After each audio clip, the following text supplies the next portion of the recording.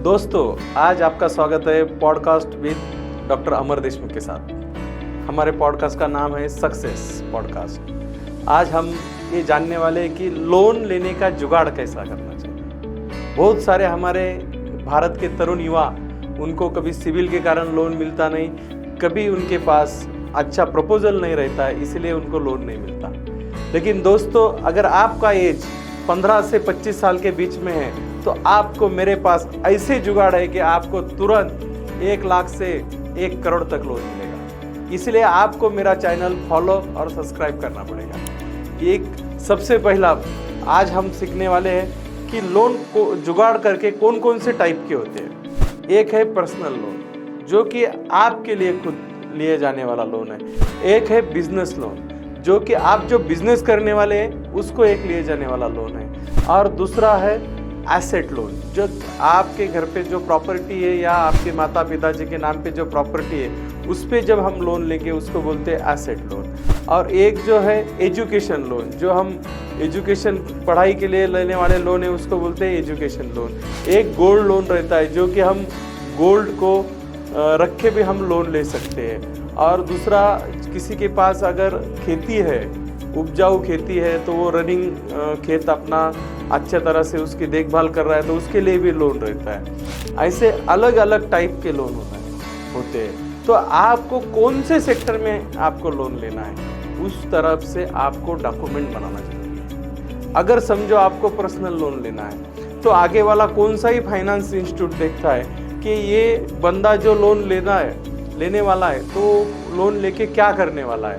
या कौन सी नीड उसको वो पैसे की है कि वो लोन लेके वो करने वाला है। तो ये जो नीड है ये हमें उसको अच्छी तरह से समझाना आना चाहिए, क्योंकि नहीं जो पैसा हम लेंगे तो वो यूज़ करके उससे डबल होने वाला है या 1.5 होने वाला है। ऐसा अगर हम वो बैंक वाले को समझाएं तो वो थोड़ा सा उसका माइंडसेट पॉजिटिव होता है।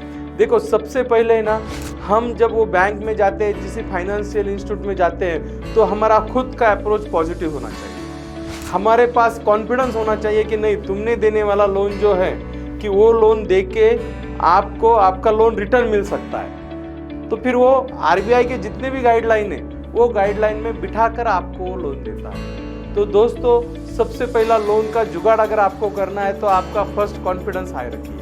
दूसरी बात, जिस टाइप का आपको लोन लेना है, मॉर्गेज लेना है तो अच्छी बात है, आपकी प्रॉपर्टी पूरे डॉक्यूमेंट 13 साल का सर्च रिपोर्ट और अदर जो डॉक्यूमेंट है जो भी लगते हैं वो डॉक्यूमेंट एक साथ लेके उसको दे सकते हैं। या पर्सनल लोन लेना है या एजुकेशन लोन है, एजुकेशन लोन के लिए आप जहाँ एजुकेशन करना चाह रहे हो जहाँ एजुकेशन करना, उस संस्था के डॉक्यूमेंट, उस कोर्स के डॉक्यूमेंट और जो उसकी बजट फीस है उसकी रिसीट आप दे के बैंक को दे के विदाउट, जब तक आपका एजुकेशन है विदाउट इंटरेस्ट आपको लोन दिया जाता है। यानी कि आपका एजुकेशन होने के बाद उसका इंटरेस्ट और उसका रीपेमेंट शुरू होता है। तो दोस्तों, आज आपको मेरे तरफ से सबसे इम्पोर्टेंट सीख मिल रही है कि जब आपकी उम्र एक यंग एज में है और आपको बड़ा कुछ करना है तो मैं ये कहूँगा कि लोन ज़रूर लीजिए, क्योंकि विदाउट लोन हमें प्रेशर नहीं आता है। और जब तक हमें प्रेशर नहीं, अभी देखो, आपको एक बोलना चाह रहा हूँ, जितने भी बड़े उद्योगपति हैं इंडिया में, इवन अदानी देखो, अंबानी देखो, हर एक के ऊपर लोन है। हर एक के ऊपर जितना बड़ा बिजनेस उतना बड़ा क्वांटम में लोन है उनके पास। तो जब तक आप लोन लेने के लिए जुगाड़ नहीं करोगे और अच्छी पॉजिटिव आपकी सोच नहीं बनोगे, तब तक आप रिच बनने के मार्ग से नहीं चल सकते। दोस्तों, हम आप सबसे इम्पोर्टेंट टॉपिक मैं आपको समझाने जा रहा हूँ, लोन का जुगाड़।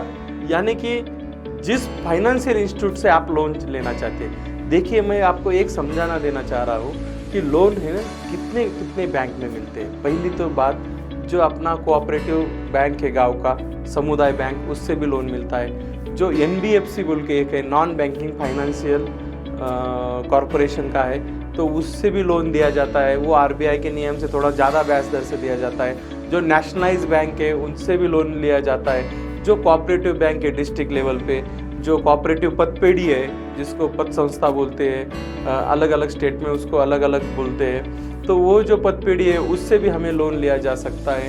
उसमें सिडबी है, एक इंडस्ट्रियल बैंक है, जो एक बड़ा कॉर्पस फंड है CSR है, बड़े बड़े बिजनेसमैन के पास जो आपका स्टार्टअप है, जो नई आइडिया है, उसके लिए मदद करने के लिए भी लोन है।